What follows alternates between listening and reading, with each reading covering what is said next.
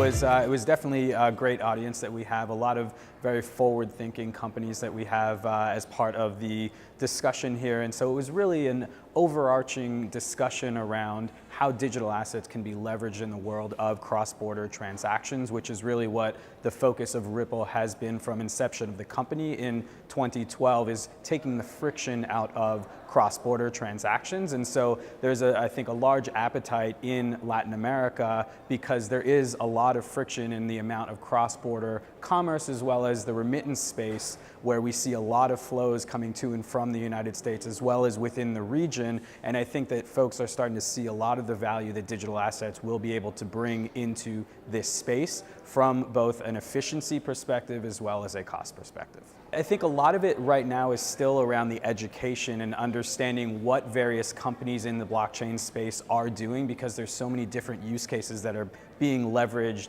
with blockchain technology, from cross-border payments to trade finance to lending and things of that nature. And so it's really trying to provide that education in terms of how various companies are able to leverage blockchain specifically for the cross-border transaction use case. And so I think there's an appetite to certainly learn more, and I think that the level of knowledge of the team that was in the room today was quite high, and so I think there was a lot of appetite to explore, and there was a very engaged audience in terms of asking questions and very specific questions around how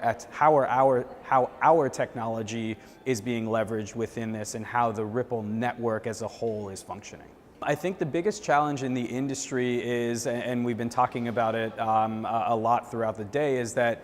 because it's a new and emerging technology, a lot of folks want to be the second movers and they don't want to necessarily be the first ones into this space. And so what we're doing as a company is we're looking for and seeking out the more forward-thinking type of financial institutions who are open to leveraging new types and emerging technologies to make their businesses and their operations much more efficient, to then ultimately be able to deliver a better customer experience to their end users. I think that we're all striving towards the same goal, and we're all trying to solve various use cases in some form or another. And so the ability for different companies and different networks to be able to interoperate and be able to work together is only going to help drive these various use cases. And so it's very important to bring together different players, whether it's partners, whether it's competition, so that we can all learn from each other, because ultimately we're trying to solve the same types of goals. Very optimistic. I think that